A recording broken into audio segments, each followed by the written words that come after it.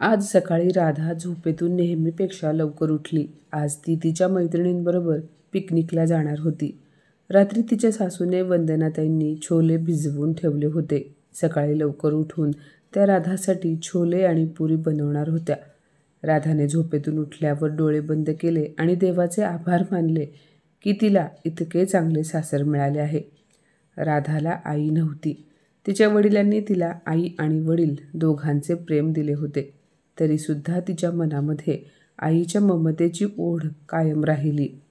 राधाने किचनमध्ये जाऊन 2 कप चहा बनवला आणि त्यानंतर ती तिच्या सासूच्या खोलीमध्ये गेली आणि म्हणाली, आई उठा, मला उशीर होईल. तिने प्रेमाने सासूच्या कपाळावर हात ठेवला आणि ती खूप घाबरली, कारण वंदनाताईंना खूप ताप आला होता.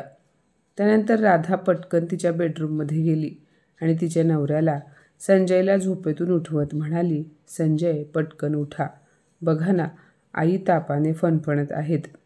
संजय पटकन उठला आणि आईच्या खोलीकडे धावत गेला.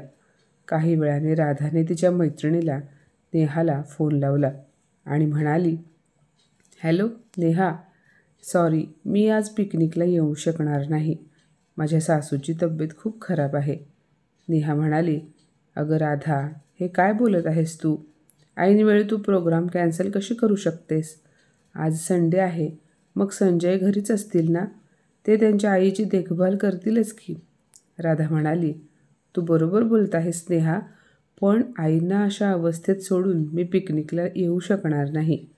नेहा म्हणाली, प्लीज राधा, जास्त आदर्शवादी बनू नकोस, सगळा प्लॅन चौपट होईल.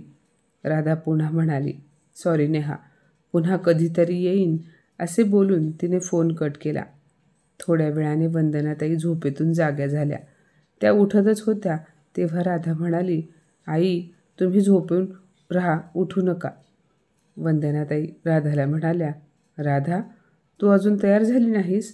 तू पटकन तयार हो, मी लगेच तुझ्यासाठी छोले आणि पुरी बनवते. राधा म्हणाली, आई तुम्ही आराम करा, मी पिकनिकला जाणार नाही. थोड्याच वेळात संजय डॉक्टरांना घेऊन येतील. तोपर्यंत तुम्ही गरमागरम चहा बिस्किट खाऊन घ्या. पण राधा म्हणाली, पण वगैरे काही नाही. आई, पिकनिकला जाणे तुमच्या तब्येतीपेक्षा जास्त महत्त्वाचे आहे का? संजय डॉक्टरांना घेऊन आला. डॉक्टरांनी वंदनाताईंना तपासल्यानंतर सांगितले, त्यांना व्हायरल इन्फेक्शन झाले आहे. त्यांनी औषधे लिहून दिली. त्यानंतर 3 दिवसापर्यंत त्यांचा ताप कधी जास्त तर कधी कमी होत होता. राधाने आठवडाभर ऑफिसमधून सुट्टी घेतली. त्या दरम्यान तिने सासूच्या तब्येतीची काळजी घेण्यात काहीही कसर बाकी सोडली नाही. 4थ्या दिवशी दुपारी जेवण करून वंदनाताई झोपल्या. सर्व कामे आटोपल्यावर राधा अंगणातील झोपाळ्यावर बसून पुस्तक वाचत होती. अचानक तिच्या मैत्रिणी नेहा आणि सीमा आल्या. अरे तुम्ही दोघी या ना. राधाने हसत त्यांचे स्वागत केले. नेहा म्हणाली, आम्ही विचार केला, तुला तर तुझ्या सासूची सेवा करण्यातून सवड मिळत नसेल, मग आपणच जाऊन भेटावे. तेवढ्यात सीमा म्हणाली, मला तुझा खूप राग आला आहे राधा, चांगला पिकनिकचा प्रोग्राम कॅन्सल केलास. राधा म्हणाली, म्हणजे तुम्हीसुद्धा गेला नाही? सीमा नाराज होऊन म्हणाली, आम्ही तुला सोडून दोघीच कशा जाऊ बरं? आणि राधा, तुझ्याशिवाय मजाही येत नाही. सीमा पुढे म्हणाली, जे झाले ते झाले, पण आम्ही तुला हे समजवायला आलो आहोत की एवढीही आदर्श सून होणे बरोबर नाही. अगं सासूची जरा तब्येत काय खराब झाली आणि तू आपल्या पिकनिकला जाण्याचा प्रोग्राम कॅन्सल केला. मैत्रिणींचे बोलणे ऐकून राधा म्हणाली, नेहा अगं हे काय बोलत आहेस तू? माझ्या सासूची काळजी मी नाही घेणार तर कोण घेईल? खरे तर चूक तुमचीही नाही आहे. लहानपणापासूनच मुलींच्या मनात सासूची प्रतिमा एका असंवेदनशील महिलेसारखी असते आणि जेव्हा पूर्वाग्रहाने प्रभावित मुलगी लग्नानंतर जेव्हा तिच्या सासूच्या घरात पाऊल ठेवते तेव्हा ती तिच्या सासूपासून अंतर ठेवून वागते. मी माझ्या लहानपणी माझी आई गमावली. मला आशा होती की मला माझ्या सासूकडून आईचे प्रेम मिळेल आणि माझ्या आईंनी माझी ही इच्छाही पूर्ण केली. मला फक्त एवढेच ठाऊक आहे की जर तुम्ही निस्वार्थ भावनेने प्रेम दिले तर तुम्हाला नक्कीच प्रेम मिळेल. माझ्या आईंनी आयुष्यात खूप संघर्ष केला आहे, खूप त्रास सहन केला आहे. जर तुम्ही कधी त्यांची डायरी वाचली तर तुम्हाला समजेल. सीमा म्हणाली, आई डायरी लिहितात? आम्हालाही दाखव. राधाने सासूच्या खोलीतून एक डायरी आणली आणि आपल्या मैत्रिणीकडे देत म्हणाली, तुम्ही डायरी वाचा, तोपर्यंत मी तुमच्यासाठी काहीतरी खायला बनवते. नेहा आणि सीमा वंदना त्यांची जीवनगाथा वाचू लागल्या. मी वंदना चौधरी. प्रेमविवाहाला सुखाची व्याख्या समजत होते, पण माझ्या नवऱ्याचे मन वाळवंटासारखे होते, जिथे प्रेमाची फुले कधी फुलूच शकली नाहीत. लग्न होऊन 6 महिने झाले असतील की आमच्या दोघांमध्ये भांडणे होऊ लागली. त्यांच्या रागीट आणि संशयी स्वभावामुळे घरामध्ये तणावाचे वातावरण असायचे.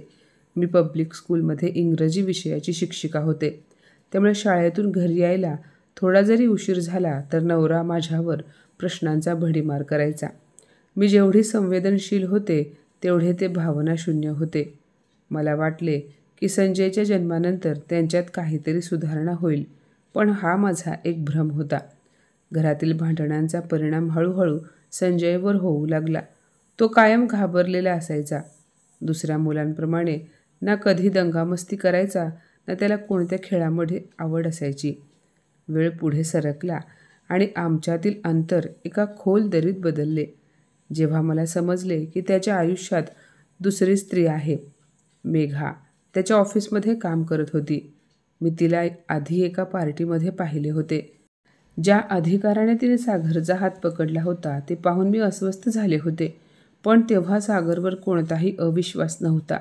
हो, आता मला समजले की तो विनाकारण माझ्यावर संशय का घेत होता.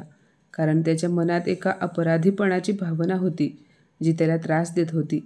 एके दिवशी मी माझ्या एका मैत्रिणीसोबत शॉपिंगला गेले होते. तेव्हा मी सागरला समोरून येताना पाहिले.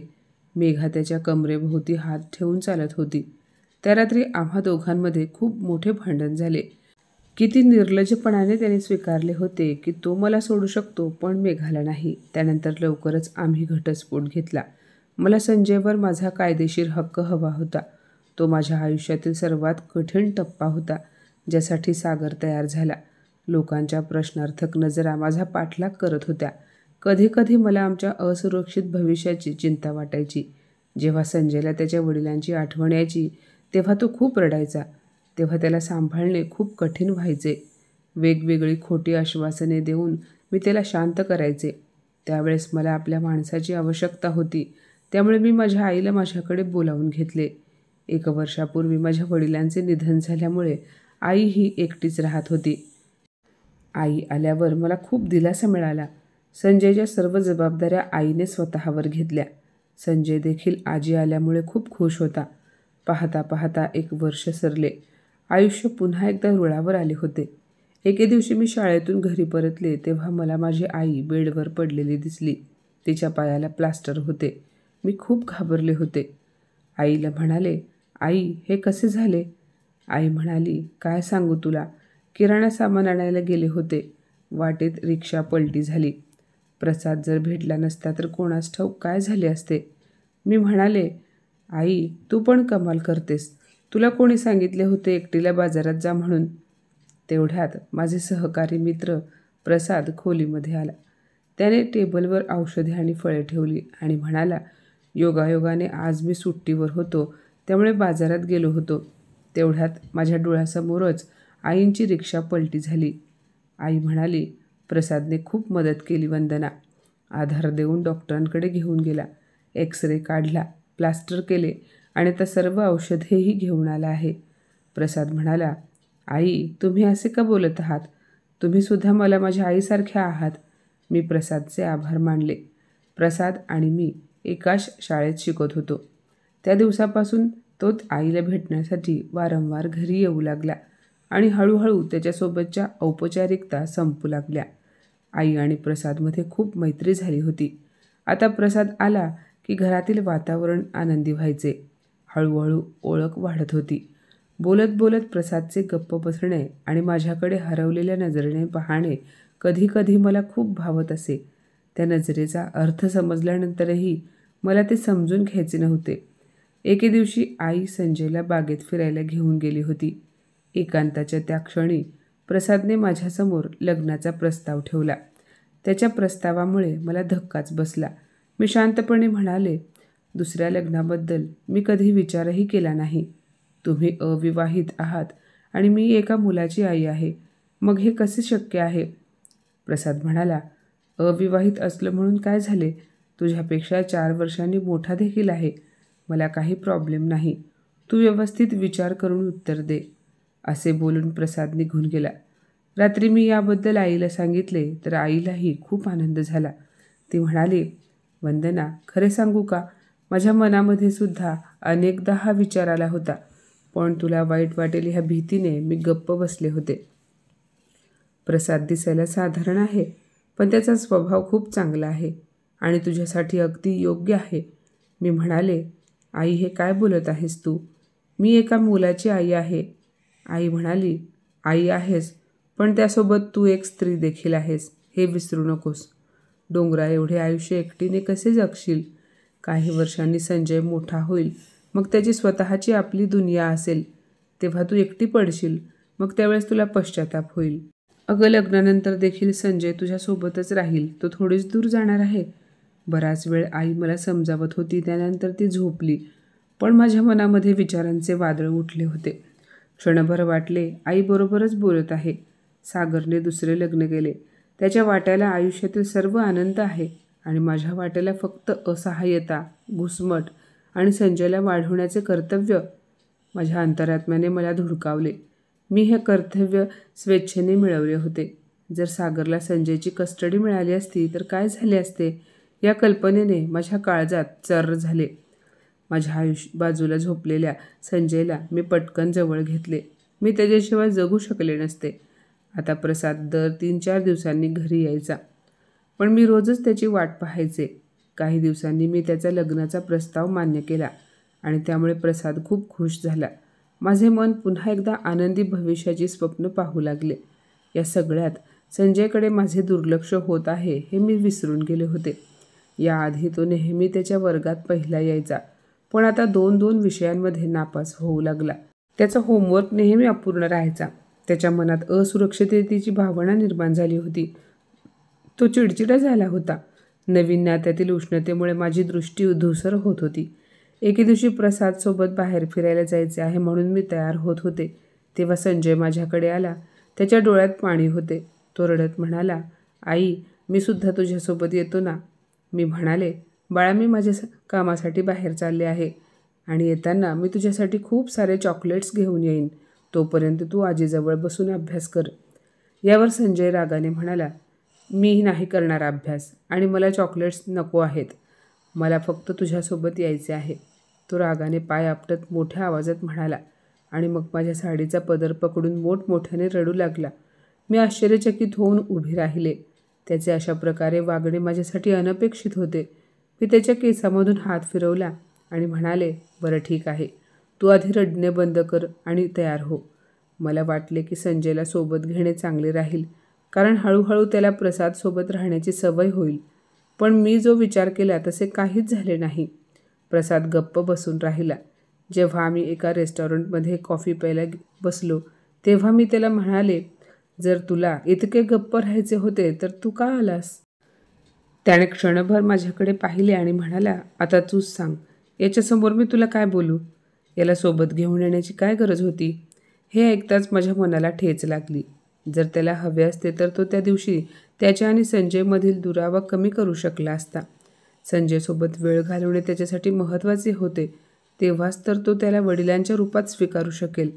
त्यानंतर पुढच्या रविवारी प्रसाद पुन्हा आला आणि म्हणाला, वंदना, पटकन तयार हो, तोपर्यंत मी संजयला फिरायला घेऊन जातो, नाहीतर तो सुद्धा आपल्या मागे लागेल. प्रसादचे शेवटचे शब्द माझ्या हृदयाला भिडले. मी संजूला फिरायला जबरदस्तीने पाठवले होते. मी जेव्हा रात्री प्रसादसोबत जेवण करून घरी आले तेव्हा आईने सांगितले की संजय परत आल्यापासून काही बोलत नाही आहे आणि काही खातही नाही. बहुतेक मी त्याला सोडून एकटी बाहेर गेल्यामुळे तो माझ्यावर रागवला असेल असे मला वाटले, म्हणून त्याला मनवण्यासाठी मी त्याच्या शेजारी झोपले. पण तो माझ्या जवळून उठला आणि त्याच्या आजीजवळ जाऊन झोपला. जर इतर वेळेस तो माझ्यावर रागवला असता तर मी त्याला कसेही करून मनवले असते, पण त्या दिवशी मी काहीही करू शकले नाही. माझ्या मनाला एक विचित्र अपराधीपणाची भावना वेढून गेली, ज्यातून मी इच्छा असूनही स्वतःला मुक्त करू शकले नाही. दुसऱ्या दिवशी शाळेच्या प्रिन्सिपलने मला बोलावले. मी गेल्यानंतर त्यांनी मला प्रश्न विचारला, आजकाल संजयला काय होत आहे वंदना मॅडम? मी म्हणाले, त्याला काय झाले आहे सर? काहीही नाही, तो अगदी व्यवस्थित आहे. प्रिन्सिपल सरांनी माझ्याकडे पाहिले आणि म्हणाले, मॅडम, 2 विषयांमध्ये फेल झाला आहे तुमचा मुलगा आणि तुम्ही म्हणत आहात काहीही झाले नाही. याआधी तो शाळेतील सर्वात हुशार विद्यार्थ्यांमध्ये गणला जात होता. त्याचे वागणे देखील असामान्य होत चालले आहे. त्याच्या क्लास टीचरचे असे म्हणणे आहे की तो क्लासमध्ये अगदी शांत असतो किंवा मग उगाच त्याच्यासोबतच्या मित्रांना मारतो. मला असे वाटते की त्याच्या मनामध्ये काहीतरी दडले आहे जो तो उघडपणे सांगू शकत नाही. मी हे मुख्याध्यापक म्हणून नाही तर एक वृद्ध वडील म्हणून सांगत आहे की ज्या मुलांना आई आणि वडील दोघांचेही प्रेम मिळत नाही त्यांना अपूर्ण आणि असुरक्षित वाटते. संजूच्या डोक्यावर त्याच्या वडिलांचा हात नाही. अशा परिस्थितीत मॅडम, जबाबदारी दुप्पट होते. तुम्हाला त्याचे मन समजून घ्यावे लागेल वंदना. मुलांचे संगोपन करणे, त्यांना शिक्षण देणे आणि त्यांना चांगला माणूस बनवणे ही एक प्रकारची तपश्चर्या आहे, ज्यामध्ये आपल्याला अनेक इच्छांचा त्याग करावा लागतो. तरच तपश्चर्या फलित होते. प्रिन्सिपल सरांनी माझ्यातल्या विवेकला जागे केले. त्या दिवशी शाळेमध्ये दिवसभर मी अस्वस्थ होते. संध्याकाळी मी संजयला नवीन कपडे घालून तयार केले तेव्हा तो म्हणाला, आई, आपण फिरायला चाललो आहोत का? हो बाळा. तो घाबरून म्हणाला, त्या काकांसोबत जायचे आहे का? मी म्हणाले, नाही बाळा, फक्त तू, मी आणि आजी, ठीक आहे ना? हे ऐकताच तो खुश झाला. आम्ही तिघेही बाहेर फिरायला गेलो. पार्लरमध्ये आईस्क्रीम खाल्ल्यानंतर आणि कॅरम बोर्ड खरेदी केल्यानंतर संजयला काहीसे आश्वासक वाटले. आम्ही घरी परतलो. संध्याकाळी मी त्याच्याजवळ झोपले आणि त्याला आनंदी पाहिले तेव्हा विचारले, ठीक आहे संजू, त्या दिवशी जेव्हा तू प्रसाद काकांसोबत फिरायला गेला होतास तेव्हा तुम्ही दोघांनी काय खाल्ले होते? हे ऐकताच संजयच्या चेहऱ्याचा रंग उडाला. मी त्याला पुन्हा एक प्रश्न विचारला, संजू बाळा, तुला प्रसाद काका कसे वाटतात? तेव्हा संजयने माझा हात झटकला आणि तो उठून उभा राहिला. त्याच्या डोळ्यामध्ये राग आणि अश्रू दोन्ही दिसत होते. तो म्हणाला, आई, प्रसाद काका म्हणत होते तू त्यांच्याशी लग्न करणार आहेस. पण आई, मी हॉस्टेलमध्ये अजिबात राहणार नाही. हॉस्टेल? तुला कोणी सांगितले तू हॉस्टेलमध्ये राहणार आहेस? ह्या नव्या गोष्टीने मला अचंबित केले. तो पुढे म्हणाला, आई, काका त्या दिवशी म्हणत होते की हॉस्टेल खूप चांगली जागा आहे. आम्ही तुला तिथे ठेवणार आहोत. आई, मला सांग, बाबा तर सोडून गेले. मग तुलाही जायचे असेल तर तूही जा, पण मी कुठेही जाणार नाही. मी इथेच माझ्या आजीजवळ राहीन. हे ऐकताच माझा चेहरा उतरला. दुसऱ्या दिवशी प्रसाद आला तेव्हा मी चिडून म्हणाले, तू संजयला हॉस्टेलमध्ये राहावे लागेल असे का म्हणाला? आणि तू असा विचारसुद्धा कसा करू शकतोस? आणि तू माझ्या मुलाला माझ्यापासून दूर करण्याचा विचार करत आहेस का? तर ठाऊक आहे का, संजूला आजकाल किती असुरक्षित वाटू लागले आहे. असे बोलता बोलता माझ्या डोळ्यातून पाणी आले. मला रडताना पाहून प्रसाद म्हणाला, चिडू नकोस वंदना, जरा डोके शांत ठेवून विचार कर. लग्नाच्या सुरुवातीच्या काळात जर पती पत्नीमध्ये तिसरी व्यक्ती असेल तर त्यांच्यात कधीही चांगली अंडरस्टँडिंग होऊ शकत नाही. जर संजू तुझ्यासोबत राहिला तर तुझे लक्ष विचलित होईल आणि तू त्याच्यात आणि माझ्यामध्ये संतुलन साधण्याचा प्रयत्न करत राहशील आणि या प्रयत्नात आपल्या नातेसंबंधावर परिणाम होईल आणि ते मी अजिबात सहन करू शकणार नाही. मग तुला काय वाटते, मी तुझ्या आकांक्षेसाठी माझ्या ममतेचा बळी द्यावा? प्रसाद, मी इतकी स्वार्थी नाही की मी माझ्या स्वतःच्या आनंदासाठी माझ्या मुलाला माझ्यापासून दूर ठेवेन. माझ्या बोलण्याने प्रसादचा मूड खराब झाला होता. तो रागाने म्हणाला की तुला स्वतःसाठी नवरा नको आहे, पण तुझ्या मुलासाठी बाप मात्र हवा आहे. मग मीही म्हणाले, माझा नवरा तोच माणूस बनू शकेल जो माझ्या मुलाला बापाचे प्रेम देऊ शकेल, त्याला घरापासून दूर ठेवण्याचा विचार करणारा नसेल. जर मला तुझ्या भावना आधीच कळल्या असत्या तर मी कधीच या मार्गावर पुढे गेले नसते. हे ऐकताच प्रसाद उठून निघून गेला. तेव्हा मी पाहिले की दरवाजाच्या मागे संजय उभा होता. मी त्याला मिठी मारून जोरात रडू लागले. संजू म्हणाला, आई, मी तुझी खूप काळजी घेईन. तू म्हणशील तसेच वागेन. रडवेल्या आवाजातील बोललेले त्याचे शब्द माझ्या आत्म्याला हादरवून टाकणारे होते. आई माझ्याजवळ येऊन बसली. तिच्या खांद्यावर डोके ठेवून मी म्हणाले, आई, आता तूच सांग, सागर तर सोडून गेला, मग आता मी संजयलाही माझ्या प्रेमापासून वंचित करू का? आई म्हणाली, नाही वंदना, तू अगदी बरोबर केले आहेस. अशा दगडाच्या काळजाचा माणूस तुला कधीच आनंदी ठेवू शकत नाही. त्यानंतर मी माझ्या आयुष्याच्या पुस्तकातून प्रसाद नावाचे प्रकरण काढून टाकले. भविष्यात पुन्हा कधीही गोंधळाची परिस्थिती उद्भवली नाही. आता या आयुष्यात फक्त एकच ध्येय होते, संजयला उच्च शिक्षण देऊन एक चांगला माणूस बनवणे. काळ पुढे सरत राहिला आणि त्याच्या कठोर परिश्रम आणि समर्पणाने तो दिवसही एके दिवशी आला, जेव्हा संजय सॉफ्टवेअर इंजिनियर झाला. त्याला एका प्रसिद्ध बहुराष्ट्रीय कंपनीमध्ये नोकरी मिळाली होती. राधा संजयसोबत त्याच कंपनीमध्ये नोकरी करत होती. मला ठाऊक झाले की त्या दोघांचे एकमेकांवर प्रेम आहे, त्यामुळे मी त्यांना प्रणयबंधनात बांधण्यात उशीर केला नाही. लक्ष्मीच्या पावलांनी राधा माझ्या घरामध्ये आली. आज सकाळी मी ऐकले, संजू राधाला म्हणत होता, मी 5 वर्षांचा होतो तेव्हा बाबा आम्हाला सोडून गेले. आईने आयुष्यात खूप संघर्ष केला आहे. राधा, आज मी जो काही आहे तो फक्त माझ्या आईच्या तपश्चर्याचे फळ आहे.